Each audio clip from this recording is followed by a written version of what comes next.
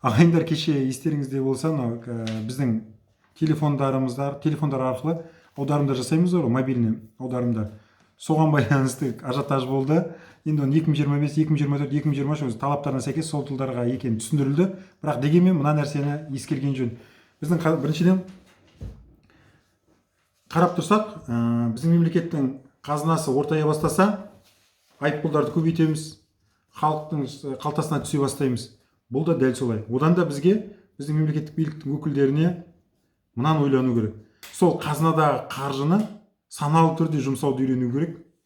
Сосын соларға бақылауды күшейту керек. Бірінші бізге халықтың қай мемлекет бай мемлекет? Халқы бай мемлекет, міне бай мемлекет болады. Халқы бақытты мемлекет, мынауский мемлекет.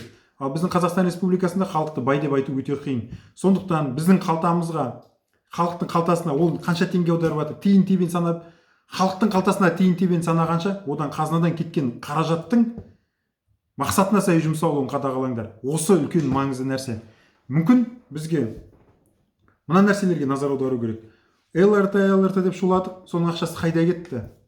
Одан бөлек біздің зейнетақы қорында ақшамыз қайда кетіп, қалай кетіп жатыр?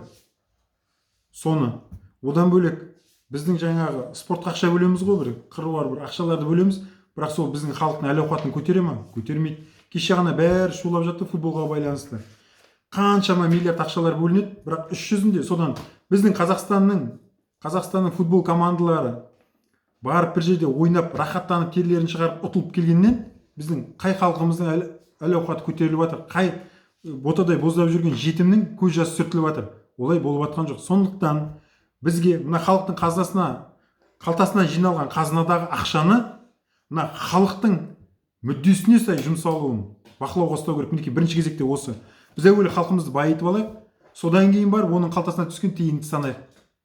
Кедей халықтың кішкентай тапқан тиын тебенін санап, соған салық салып, өзімізше болып, заң сақтаған болмайық.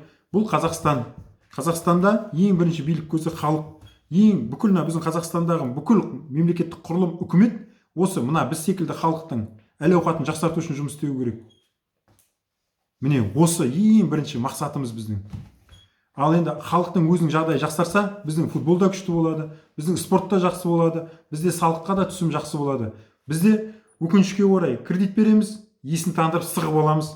Кәсіпкерлік мақсаттағы берілетін кредиттердің жөні бөлек.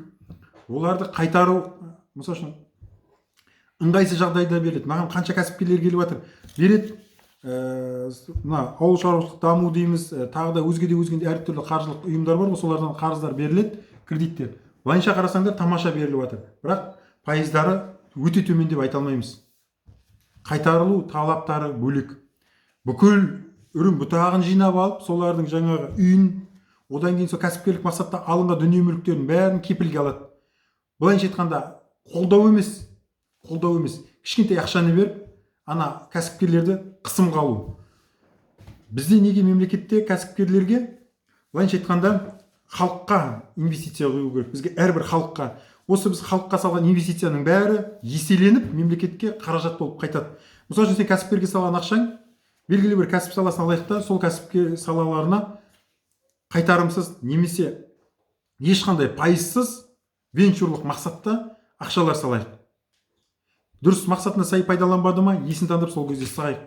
Оның дүние мүлкін басынан бастап қысым қалмай, пайызға бермей.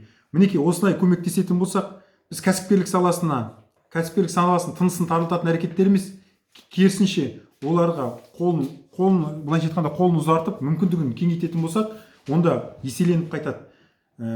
Тағам, өнеркәсіп, технологияларға, мінекей осыларға пайызсыз қаражаттар бөлек. Оны жаңағы банктерге бермек, әртүрлі екінші деңгейдегі банктерден емес, тікелей мемлекеттен біз бере аламыз. Анаған ойнатпай ешқандай пайыздарды. Тікелей мемлекет мақсатты адресіне дейміз ғой. Арнайы сол адамдарға берейік. Кәдімгідей конкурс жариялайық. Кімдікі ұтымды болады, кімдікі қалай болады, соған қарай берейік. Егер, мысалы үшін, енді ол салада да жаңағы жеңішіне жалғасып жатқандар көп қой. Ондайға жол бермес үшін, мысалы үшін, мен бір проектіні алдым, сол проектіні қорғадым, мен өзім сол мемлекеттік ұйымын делік, мен мемлекеттік ұйымын осы бөтелке шығарады деп 100 000 теңге береміз. оның сұрап тұрған сол 100 мың теңге, сол 100 мың теңгені мен береміз, мінекей мен оған жауаптымын. Сол құжаттарға қол қойған адамдар 20 жылға дейін жаңа кәсіпкердің осы бизнесін дамытуына мен де жауапты болып тұрамын. Мінекей сол кезде мен артымды қатты ойлаймын. Мен одан пара алып, жаңа 100 мың теңгені беріп, 10%-імді алып алып, 10 мың теңге алып, мәз болып жүрмеймін. Мен өйткені ертең сол адам бизнесін дамыта алмаса, мен көзім жеткізбей, оның мүмкіндігін қарамай, көзді қысып жіберген болсам, жең ұшынан жалғап, онда мен де жауап беретін жағдайда болсақ, мінекей осылай талаптарды қойық. Сол кезде көресіздер, 10 адам келген 10 адамның біреуі ғана алатын болады. Сол бір адам, сол мына 10 адамның істей алмайғанын жүргені, сол бір адам істеп есін тандыратын болады. Біз сондай қылып көрсетейік. Халықтың қалтасына түскен тиын тебен санауды тоқтатайық. Мемлекеттік билік, біз әлі оған жеткен жоқпыз. Құдай бұйыртса, Алла жазса, жетеміз ол күнге де. Бұл дұрыс заң ғой, бәрі бет-бетіп келгенде. Оны жасырмау керек анау-мынау.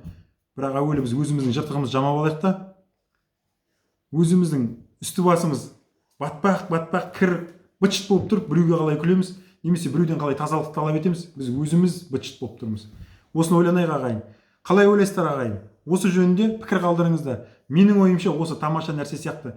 Жаңағындай спортқа, футболға деген сияқты қыртынбай нәрселер тоқтату керек бізге. Болмайтын форумдар өткізу, жиналып алып, жаңағы бірдеме деген атаның 50 жылдығы, бірдеме атаның 500 жылдығы деген керек емес. Құдайға қажет жоқ тойларды тоқтату керек. Соның бәрі халықтың қалтасына түседі. Бәрін халық істеп жатыр. Онсыз да сендер салық органдары болсын, өзге де органдар болсын, халықтың қалтасына түсіп, соның қалтасына тиын санамай-ақ, олар онсыз да содан бір тиындап ру болып, ауыл болып, жылдар жаңа 83, 93, 2000 жылғылар онсыз да жинап соны істеп жатыр.